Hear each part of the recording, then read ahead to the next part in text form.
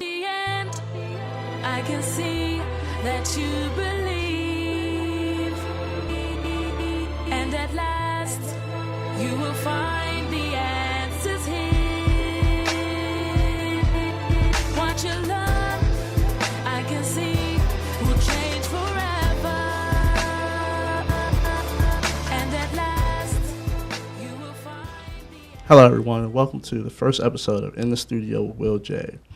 This show will be used as a platform to empower and enlighten teens. We will discuss a variety of topics with local teens and subject experts with the hopes of motivating our viewers as well as finding solutions. Today we're going to explore the phenomenon which is social media. Social media as we know it is something that's used to keep up with current events, to interact with our friends, to keep up with former friends, former classmates. But today, my guests today are going to talk about how we can possibly include social media into our educational process. My guest today is William Blake, Assistant Vice Principal at Henry A. Wise High School, along with Junior at Wise High School, Ashley Jones-Quaido. And I want to get started talking to Mr. Blake just about how the whole social media in schools came about. How did you become such an advocate for it? Social media in schools today, preferably high school, it all started with the fad.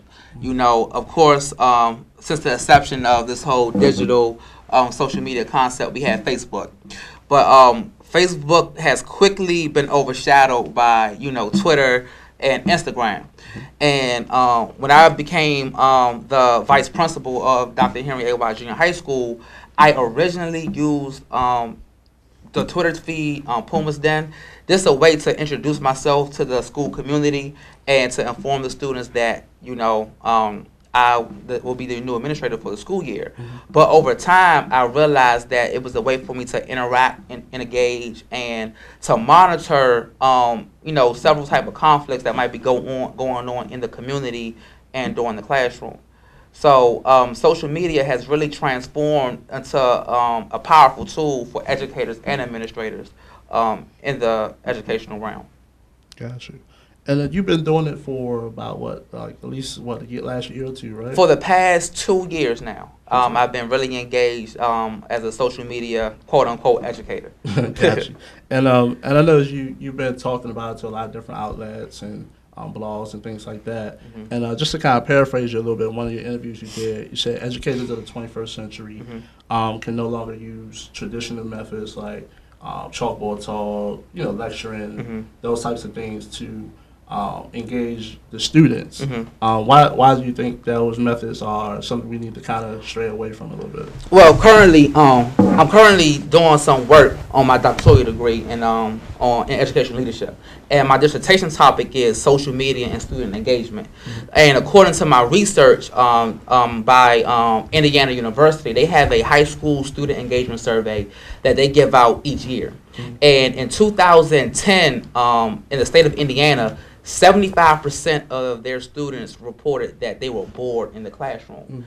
And the results of the survey showed that they were bored due to teacher lectures, due to teachers, just talking and instructing from the chalkboard. So when it comes to our 21st century learners, like we have Ms. Ashley Jones-Quaido over here, they are born with an iPad, they are born with the iPhone, and they are born with all these digital technologies, when they come out the womb, I'm sad to say. So we have to adapt to the way they learn instead of continuing to teach to the traditional methods that yourself or our parents or our grandparents, were used to, because our students' attention span is so short, but they are engaged with an interactive interface as in terms of an iPad or in terms of some type of social media tool that they interact with on a daily basis. Gotcha. And as you said, interactive. Is that one of the ways that we can kind of use social media in schools? What are some of the other ways that it can be used, I guess, to engage and kind of keep them Well, definitely from the administrative standpoint. I'm talking about the administrative standpoint, and I'm gonna also talk about the teacher standpoint. Okay. As an administrator, I use social media to engage, monitor, and to mediate situations. So, for an example, all the school events that are going on in the school, I post all the news onto our high school, Twitter feed. Gotcha. But nowadays, students put their entire life on Twitter, on Instagram, and if they have a conflict or if they have a beef with someone, they're going to do all. They're going to put all of that on Twitter. Case in point, on yesterday, there was a situation brewing about 1 o'clock on Instagram between these two female students over a situation with another male student, so I'm just scrolling down the feed, just reading it. I instantly called the two students in my office. I said, what's going on Twitter right now? And they instantly say, Mr. Blake, yo, you know everything. I said, I'm following you on Twitter, and you all are putting your information, on this website. And so I was instantly able to, prevent a possible physical altercation at the end of school. Gotcha. And another thing is just to open up and to show them that, number one, I'm human, and I understand what's going on in the world. So I'm not this administrator who just comes to school to quote unquote get you in trouble each day. I want to engage and interact with you on a daily basis. So I use it to like it's like to engage with the children, to let them know that I'm here for them, let them know that I am watching you, but I'm also going to educate you on how to utilize social media in a positive format. Gotcha. Thank you. We're going to take a quick break, but when we come back, I want to talk to Ms. Ashley about just from a student's point of view or the idea of social media being used in the schools and part of the educational process.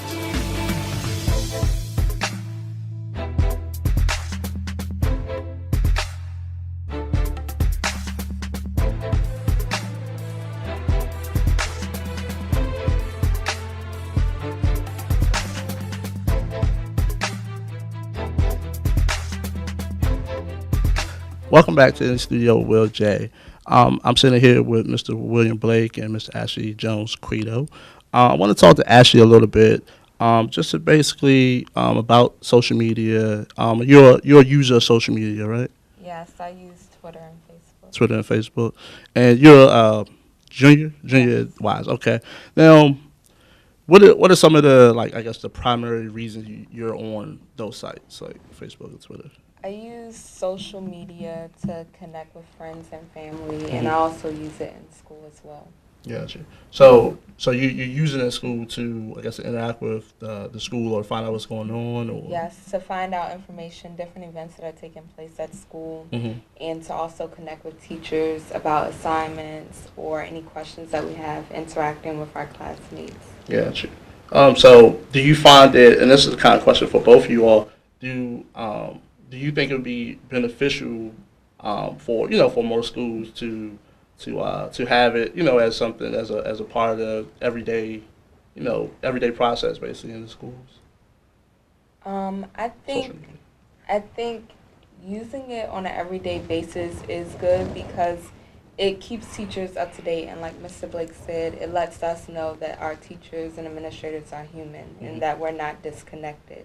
We're all connected in the classroom. We're interacting with each other, and it's a way to engage us as students and to keep our minds focused in the classroom as well. Yeah. So you think most students will benefit and take advantage of it? You think like they would, use it as a distraction, as an opportunity to do other stuff, like Mr. Blake was saying earlier about, just the Twitter beef and the Instagram beef and stuff like that? I think it depends on how it's used, because from my experience, I use it for networking. If I go different places and meet people, then we'll exchange our Twitter names and we'll follow each other. But some students may use it for purposes such as bullying or fighting, and it really depends on how you use it. Gotcha. Now, and I don't know, Mr. Blake, if you want to chime in on this as well, but do you all think, and your peers and everything, do you all think that students feel like this is some kind of invasion of privacy, or we know we have the privacy settings on there. You can choose who to follow, who not to follow, who can follow you. But if you just say, all right, I want to, I'm gonna be a part of this because I want to know when the pet rally is or whatever the case may be. But then, like Mr. Blake was saying, you come across an incident where, a fight or even just you updating your weekend, what you did this weekend, and you come into the school and the first thing you hear is, hey, I heard you was, doing this over the weekend, that type of thing. Do you think some students would feel like it's some kind of invasion of privacy?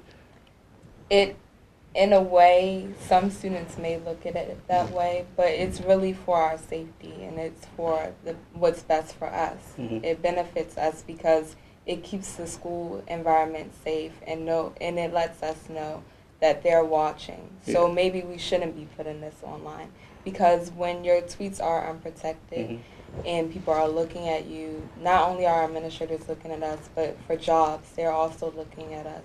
Sure. And it could be dangerous for us to use social networking in that way. But some may look at it as an invasion of privacy, but really it's for what's best for us. And I want to go back to my research. I've discovered as soon as you create an Instagram, Facebook, or Twitter, or as soon as you even sign on to Google, you are creating your digital footprint. And as soon as your digital footprint is created, you cannot take that back, So with that being said, once you have a Twitter profile or once you do a search online, the World Wide Web knows who you are. So you can now put your name inside of Google or any search engine and all of these, artifacts will come up. So when it comes to privacy, your privacy instantly goes away once you, travel into this digital space and this internet environment, and to an extent, once students realize that, I use Twitter and Instagram to, investigate and to find out what's going on, they feel kind of slighted that, oh, Mr. Blake is all in my business. But at the end of the day, when I inform them that this is about their safety, and I have to make sure that not only that you are safe in the school, it's our jobs nowadays to make sure you're safe at home, safe in the community, and safe, everywhere outside of school as well, because I have been able to use Twitter to stop conflicts, in the community, Just to give you an example, there was this major conflict going on in one of our communities. It was taking place literally at 9 o'clock or 10 o'clock at night, and they put all of it on Twitter. They put the videos on Twitter, and I called my principal and informed her that it's a situation going on in the community. She said, number one, call the police, but she said also just stop past there just to see if you could prevent it. And I was able to do more prevention than the actual police were. And the first thing the parents said, well, Mr. Blake, how did you know about all this? I said, all this is on Twitter. Mind you, this is at 9 o'clock at night on a weekday. But, I'm out the bed about to go prevent a physical altercation in the community, So they are thankful at the end of the day once they realize that it's for their safety. Yeah.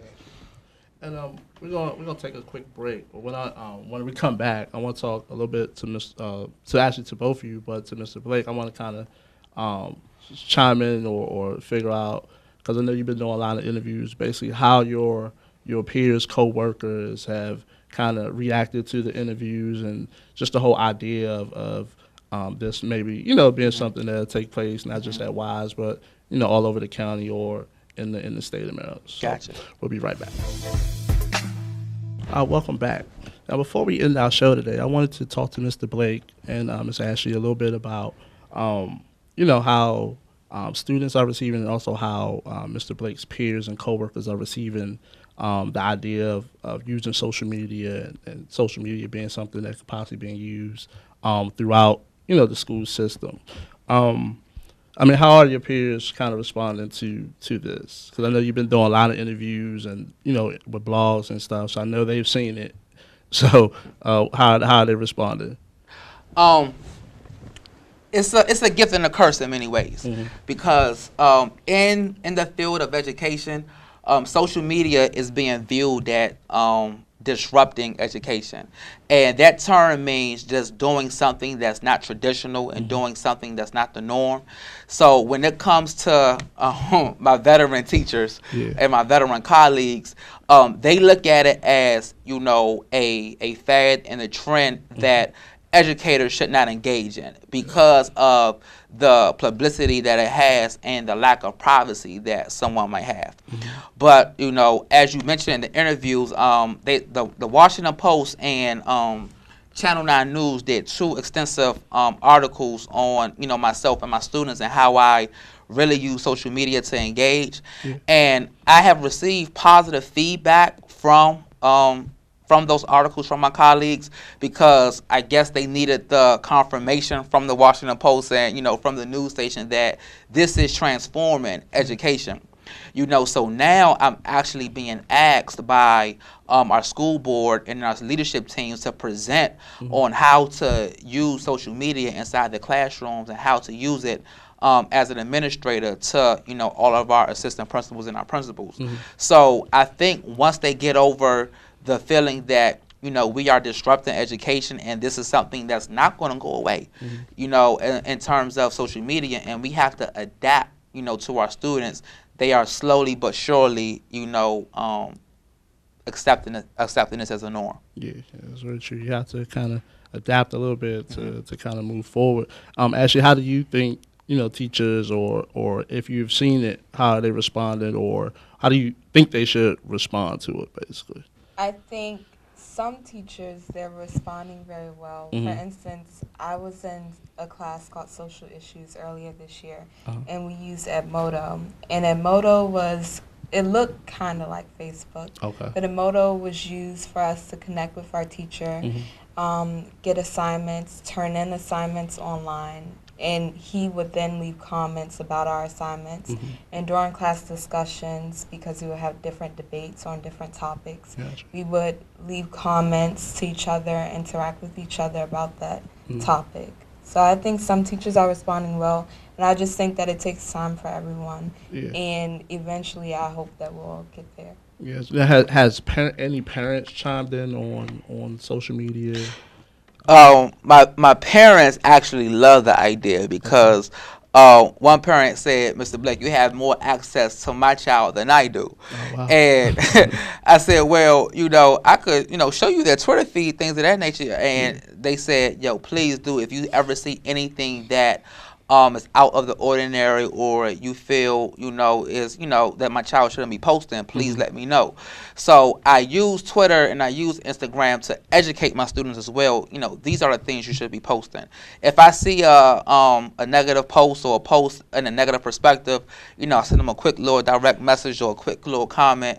Be mindful that an employer could see this. Be mindful that, your future college admission officer could see this, So my parents appreciate the fact, and they appreciate the work that I am doing with this whole social media thing, because, I'm also educating, the students on how to build their image and build their brand, through social media. Gotcha. Actually, how did your parents feel about, you using social networks and stuff? Do they encourage you, or they, a little hesitant because of the, certain things that can happen, like bullying and, all this other craziness that go on? My parents, they're fine with it. My mother, she actually goes through my Twitter. Okay. So, and I don't post anything bad on there, Gotcha. but she does worry about the people that I follow and whether my future employers will look at that and judge me based on who I am following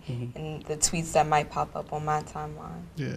So let me ask you, Mr. Blake, being a young educator, probably one of the youngest in the system in your position, what are some ways to encourage those that, that those veteran teachers that aren't real believers, to encourage them to really buy into, taking this, head on and using it and making it a part of their day, pretty much? In the field of education, educators need professional development. So the first thing is, as a leader, I will provide professional development opportunities for, my teachers to see, to actually go through the process of how to use social media and show them just the basic foundations and the basic strategies to use to engage with our youth. And second, they just have to do it. As teachers, we do a lot in the schools and we do a lot in the communities. So we have that whole mantra of just doing it. So just really engage and just really dive in and, and engage and interact with this whole social media piece because it's not going away. But as a teacher, I want them to. There are a lot of professional development opportunities. Actually, I have facilitated many training sessions in the county. I'm doing more over the summer, and I'm doing more during next school year. So just to take advantage of the professional development opportunities on how to use social media, because this is the next big thing in Yeah. education that we all have to learn and adapt to. Yeah, pretty much. Once again, I'd like to thank my guests, Mr. William Blake and Ms. Ashley, for joining us today. Today, we talked a lot about social media and the possibilities of it being used as a tool to educate and engage our students. I personally think this is a great thing. I think we need to make the necessary adjustments when it comes to educating our students. We have to basically bridge the gap, and this is a good start, a good way to start. So, thank you for watching In the Studio with Will J. Please follow me on Twitter at WJSpeaks, and please send your comments or suggestions via email to will@willspeaks.com. And remember, you can stop the future. You can't rewind the past. The only way to learn the secret is to press play. Thank you.